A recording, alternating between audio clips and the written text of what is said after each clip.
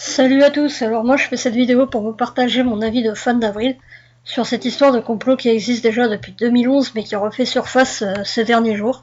Ça commence un peu à prendre la tête en fait, donc je vais vraiment vous dire tout ce que je pense, parce qu'autant je suis de ceux qui ne croient pas du tout à la mort pure et simple de Michael Jackson et donc je suis de ceux qui croient au complot, autant là, en tant que fan d'Avril, je pense pas du tout que cette théorie du complot, je pense pas qu'elle soit crédible du tout.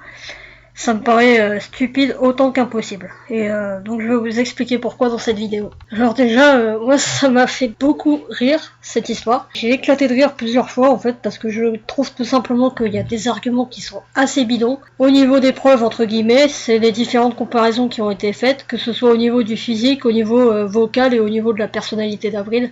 Je trouve que ça tient pas debout du tout. Donc on va déjà voir qu'est-ce qu'ils ont pu nous trouver pour dire qu'elle avait changé au niveau physique. Donc déjà quand j'ai vu qu'il y avait une comparaison au niveau du nez d'Avril, non seulement sur les photos, je cherche encore la différence perso, mais en plus il me semble, et je suis pas la seule à le dire d'ailleurs, qu'Avril elle avait subi durant la même période que son blanchiment des dents, une légère opération sur son nez. C'est une rumeur en fait qu'elle a jamais confirmée mais qu'elle a jamais démenti non plus. Vous pouvez comparer par vous-même, moi perso j'ai cherché au niveau de toutes les photos que j'ai, je vois franchement pas du tout de grande différence, facile à distinguer, pour moi elle a toujours eu le même nez. Déjà là c'est un peu gros, ça tient pas vraiment. Après quand il compare le fameux bouton de naissance qu'elle a toujours eu entre les arcs sourcilières, juste au-dessus de son nez là, quand il trouve que sur les photos de la nouvelle Avril, soi-disant entre guillemets bien sûr, il n'existe pas. Les gars, j'ai envie de vous dire, vous connaissez le maquillage ou pas? Parce que bon, le fond de teint c'est pas fait pour les chiens quoi. Pareil pour les taches de naissance, les grains de beauté. Est-ce qu'ils sont au courant que c'est possible de les cacher, voire même de les enlever pour éviter tous les risques de maladies, de cancer qu'on peut avoir avec ces saloperies? Et en plus, il y en a qui disparaissent avec le temps d'ailleurs. J'ai bien eu personnellement une tache de naissance sur le front quand je suis née, et en vieillissant, elle a disparu. Donc, je comprends pas d'où ils nous sortent que elle avait des taches qu'elle n'a plus maintenant. Alors, le corps est modifié avec le temps, c'est bien connu quand même. Perso, je suis pas morte et remplacée pour autant quoi. Alors au niveau de la voix, le comparatif de la voix d'Avril en 2002-2003 et de sa voix qu'elle avait en 2007-2008 m'a aussi énormément fait marrer, parce que sincèrement, avoir le même physique c'est une chose, mais avoir la même voix, faut vraiment y aller. À part se faire greffer les cordes vocales, je vois vraiment pas comment cette fameuse Mélissa, qui sort d'ailleurs en Océdou, aurait pu faire pour avoir aussi ce petit truc qui est pour moi inimitable d'Avril, qui fait que je reconnais sa voix à la première écoute en fait. Elle serait vraiment balèze quand même, faut dire ce qui est quoi. Comparé sur du live aussi, je trouve que c'est une comparaison pourrie, parce qu'à l'inverse de la version CD, où la voix elle doit être hyper précise, hyper calée, Avril sur scène elle peut chanter de la façon qu'elle veut quand elle est en concert, changer les notes si elle veut parce que c'est du live, elle au moins, en plus, elle a le mérite de pas faire du playback. Même si je reconnais que sa voix a pas mal changé au cours des années, je sais qu'après Under My Skin, Avril elle avait pris des cours de chant, ce qui explique aussi pourquoi sa voix est plus claire, pourquoi elle est capable de monter un peu plus dans les aigus, parce qu'à ses débuts, en fait, elle avait pas beaucoup d'expérience dans la pratique vocale régulière, elle l'avait expliqué elle-même. Donc, pourquoi? Parce qu'entre là et là, ça change. On dit que c'est pas la même personne, alors qu'en fait ce changement ça porte un nom, ça s'appelle l'évolution ou la maturité comme vous préférez. La voix, la peau et même le caractère et donc la personnalité, ça change avec le temps, on le sait. Prenez la voix d'une ado de 17 ans, je sais pas, prenez la même quand elle a 70 ans, ça sera pas du tout la même voix quoi. J'avais même une fois, j'avais lu que notre voix elle change environ tous les 10 ans. Donc là ils ont comparé Avril en live électrique à l'âge de 17 ans, et Avril en live en acoustique à presque 22-23 ans. Elle était sortie de l'adolescence quoi, donc moi ça me fait bien rire parce que ces comparaisons là elles tiennent pas debout du tout. Après j'ai vu aussi comparatif de son écriture je crois, ouais notamment au niveau de son autographe. C'est aussi là que j'ai éclaté de rire parce que si on sait tous que cet autographe là ça peut être un véritable, un vrai quoi. Cette photo-là, par contre, elle est tirée d'une annonce eBay qui est complètement foireuse.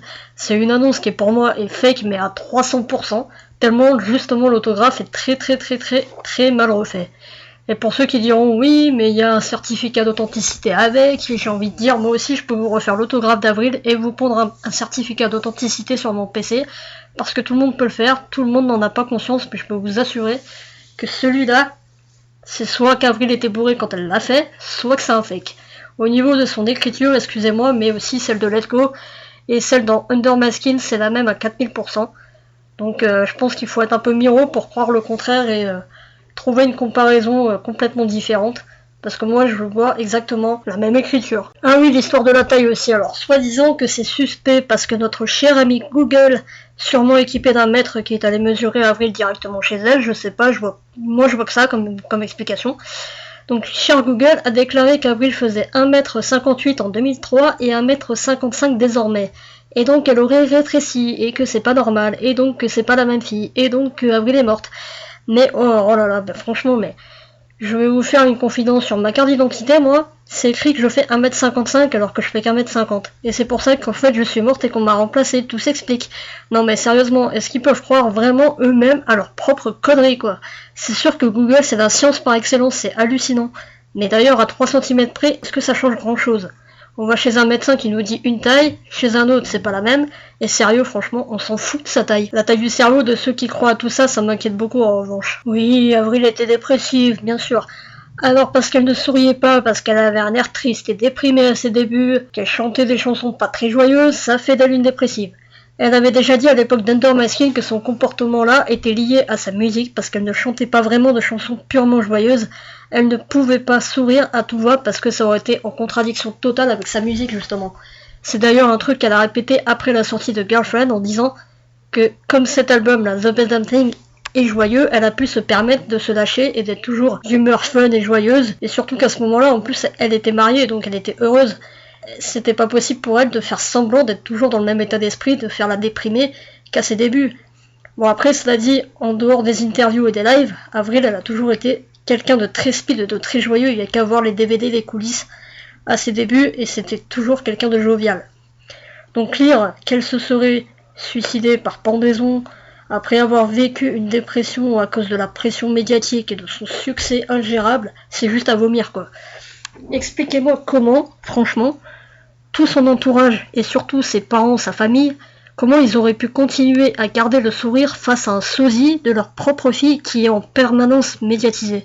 À qui ça profiterait quoi cette histoire, je comprends pas. Comme ils disent aussi que ce serait suite à sa mort qu'Evan aurait quitté le groupe parce qu'il aurait pas supporté sa mort en fait et qu'il se serait retiré pour pouvoir écrire des chansons dédiées à son amie défunte, comme dans The Best Year of Our Lives là je crois, ou un autre titre, des chansons où ça parle d'une fille qu'il a perdue dans sa vie et tout de suite ça fait penser qu'il parle d'Avril. C'est comme cette histoire de pansement qu'elle avait à ses débuts lors d'une apparition télé, où je sais plus, et elle était apparue avec un pansement au poignet et tout de suite là ils ont analysé ça comme le résultat d'une peut-être première tentative de suicide, je ne sais pas, alors elle se serait taillée les veines peut-être, mais alors si vraiment c'est à ça qu'il pense, je pense qu'il se fourre le doigt dans l'œil parce que pour se tailler les veines, tu commences par l'autre côté du poignet, je suppose. Donc là, c'est pas du tout le cas. Et à mon avis, ils sont bien plantés. Donc si elle n'a pas le droit de se faire mal en se cognant quelque part, ou je sais pas, en faisant la con avec ses potes, tout de suite penser à ça, je trouve ça un peu exagéré quand même. Alors si j'y crois pas du tout, par contre, je me suis un peu amusée à essayer de faire comme si j'étais pas fan en fait et de prendre du recul là-dessus. Et d'essayer un peu de comprendre ce qui a pu se passer dans le cerveau du mec qui a inventé tout ça, quoi. J'ai quand même eu, je dois avouer, eu parmi tout ce qu'il y a là, j'ai eu des arguments qui m'ont quand même troublé, ou qui m'ont surprise, hein, et ça veut absolument pas dire que j'y crois, hein, loin de là. Mais il y a quelques trucs quand même assez recherchés, j'ai envie de dire. Donc je vais vous les dire. Alors, d'abord, il y a cette vidéo où en interview, elle avait été questionnée sur ce sujet, hein, sur cette histoire de clone là, et où son comportement est analysé un peu facilement, parce que, soi-disant, elle regarde le sol tout le temps, elle a l'air gênée, elle se tripote les cheveux, gna gna gna, et que ça trahit un mensonge, et qu'elle veut vite passer à un autre sujet, en fait, pour éviter la confrontation à ce sujet-là. Moi, connaissant Avril de sa carrière, je pense surtout qu'elle en a ras-le-bol qu'on lui pose des questions qui ne sont absolument pas en rapport avec sa musique, qu'on lui parle d'internet et de toutes les conneries qu'on peut y trouver. Déjà que les interviews, ça a jamais été son kiff. Moi, cela dit, je sais pas si c'est la musique du suspense qui m'a troublé dans cette vidéo d'interview là. Mais en tout cas, après l'avoir regardé plusieurs fois comme si j'étais pas fan, donc avec du recul, moi aussi j'ai quand même été étonné de ce comportement qui paraît un petit peu mystérieux, parce que on voit qu'elle a l'air un peu surprise du fait qu'on parle de clone, mais je pense aussi, donc je suis vraiment partagée, mais je pense vraiment qu'elle est surprise de la connerie des gens, tout simplement, quoi. Les messages subliminaux, alors là, il y en a eu à l'appel. J'ai vu aussi que tout le deuxième album serait en fait une compilation de titres d'adieu écrits par la vraie Avril avant de mourir, puisque le thème est assez noir, ce qui prouverait qu'Avril était dépressive, waouh. Donc dans Take Me Away Together, How Does It Feel, qui n'a bizarrement jamais été chanté en live, et Avril n'a jamais su dire pourquoi d'ailleurs. Il y a My Happy Ending, Nobody's Home, c'est tous des titres qui paraissent un peu écrits pour les gens dépressifs, hein. Elle a toujours été dépeinte comme une dépressive à cette période-là d'ailleurs. Under My Skin, c'est mon album préféré, mais vu sous cet angle, avec du recul, en imaginant bien sûr qu'Avril n'aurait plus été de ce monde et parti dans ces conditions, ça peut amener la confusion dans l'histoire. Mais cette histoire aussi là du t-shirt qu'elle porte sur une photo de la pochette Under My Skin, où on peut en vérité voir, quand on zoome bien, le portrait d'une fille qui ferme les yeux mais qui ressemble étrangement à Avril. Ça fait un peu comme un écho à une personne décédée, ça m'a vraiment presque choqué parce que j'avais jamais vu ce détail.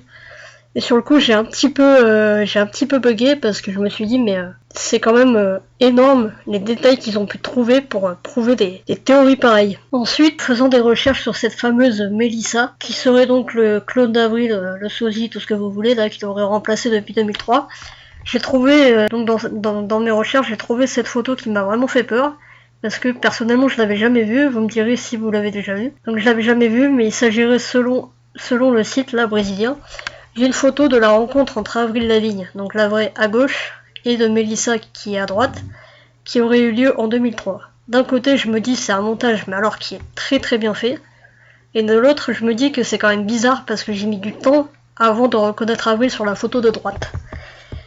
J'y vois pas de trace montage photo en plus, donc j'ai été vraiment secoué par cette photo. Je veux même vous dire que j'en ai fait des cauchemars la nuit passée quand même.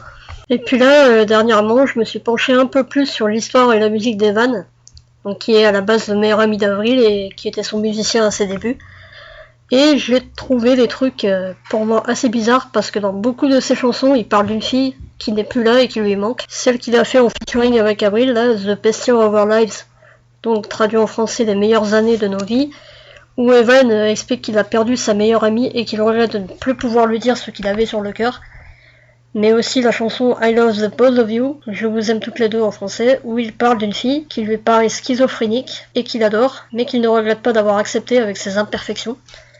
Est-ce qu'il s'agirait de la Melissa? Ah, suspense. Qu'est-ce qui m'a marqué chez Evan aussi? Il y a le titre Evan Way. Encore une fois, je dis pas du tout que j'y crois à cette histoire, hein, mais je me suis rendu compte que bien avant Evan, il y avait Jesse Colbert, le petit ami d'Avril de l'époque, qui avait disparu de la circulation. Bon, aujourd'hui il est sur Twitter, il y est rarement, mais en fouillant un peu, j'ai trouvé que son tweet principal était assez énigmatique. En français, ça traduit par haïssez vos ennemis, sauvez vos amis, trouvez votre place et dites la vérité. Ça veut peut-être rien dire, mais moi j'ai trouvé ça un peu suspect, mais bon après voilà, si on devient parano, c'est sûr qu'on peut croire n'importe quoi. Bref, dans sa chanson Evan Way, Evan donc il parle d'un mec qui a bu et qui a eu un accident de voiture et dont la copine n'a pas supporté de le voir entre la vie et la mort et qui a pété un câble. Je me suis demandé s'il s'agissait pas plutôt de Jesse pour le mec et d'Avril pour la fille dans la chanson. Soyons fous, hein, les gens le sont, pourquoi. Dans cette chanson qui est sortie en 2010, en plus de l'histoire, il y a un truc qui m'a choqué aussi. Une seule phrase est chantée par une voix que j'ai toujours attribuée à celle d'Avril, malgré que ce soit pas un featuring. Et cette phrase elle dit It's so beautiful, it makes you wanna cry. C'est exactement, mot pour mot, la même phrase que dans la chanson Innocence d'Avril. Et après j'ai superposé les deux morceaux dans un montage audio et je suis plus que persuadé que c'est la voix d'Avril sur la chanson d'Evan. Sauf qu'aucun crédit ne la mentionne sur le titre quoi. Et il n'y a jamais eu de featuring, mais c'est assez suspect je trouve. Après voilà, comme je dis, hein, après quand on devient paranoïaque, on peut croire tout et n'importe quoi, on peut se faire des films. Mais voilà, ça fait vraiment partie des choses qui m'ont scotché, on va dire, parce que c'est quand même vraiment bien trouvé. C'est vrai que tout ça, quand on creuse, ça peut faire peur, et bien sûr, après ça peut tenir debout, pour tous ceux qui sont crédules, parano, qui veulent bien y croire. Après moi je dis, je reviens à la Jess qui est fan. Donc à un détail près, on peut y croire, à un détail près seulement, c'est qu'Avril c'est toujours la même. Et surtout qu'elle est toujours vivante. De toute manière, le propriétaire de ce site avait été questionné au sujet de ce qu'ils avaient fait, et j'ai trouvé un article en fait qui explique ça, et il a expliqué que beaucoup de gens croient ce qu'ils voient sur internet, mais est-ce réellement vrai? Avril Lavigne n'est pas morte, elle n'a jamais été remplacée par un sosie, j'ai juste créé cette théorie et des milliers de gens y ont cru, a écrit le propriétaire du blog. Donc c'est très drôle de faire croire à des gens comme ça, à tous les naïfs, que ça peut être vrai, parce qu'il y en a énormément qui y ont cru, hein, mais je trouve pas ça franchement très respectueux envers Avril. Mais comme je l'ai dit, j'ai d'abord eu des fous rires en lisant tout ça vite fait, et je me suis passé à autre chose, mais c'est vrai que quand j'ai vu ça, que ça prenait une telle ampleur, tous les sites et les journaux commencent à en parler en ce moment là, et du coup j'ai eu envie de creuser un peu, et des choses qui me sont apparues assez surprenantes, donc celles que je viens de vous dire en fait. Mais pour moi, ça reste pas assez crédible pour croire à toute cette théorie du complot que le mec, le brésilien de fou, parce que pour moi c'est quand même un fou de sortir des trucs comme ça sur des stars. Pourquoi s'acharner sur elle comme ça? Pourquoi aussi il parle pas dans ce cas-là des photos où elle fait la morte, hein, comme celle-là? Pourquoi il compare pas plutôt des interviews au niveau des voix? Parce qu'après vérification évidente, perso, sur les interviews qu'on trouve en 2003 et en 2015, Avril elle a exactement la même voix. Donc pourquoi s'acharner sur du live? Voilà, moi j'aime beaucoup prendre du recul pour essayer de comprendre un peu leur esprit là, mais j'ai pas compris. Vous l'aurez compris, pour moi j'y crois pas du tout. Pour moi c'est impossible. Avril elle a toujours été là, elle est toujours là, elle est encore là, et elle va prouver qu'elle va être là encore longtemps. Et les haters pourront aller se coucher chez eux. Franchement, entre 2002 et 2013. Est-ce que vous voyez une différence, vous?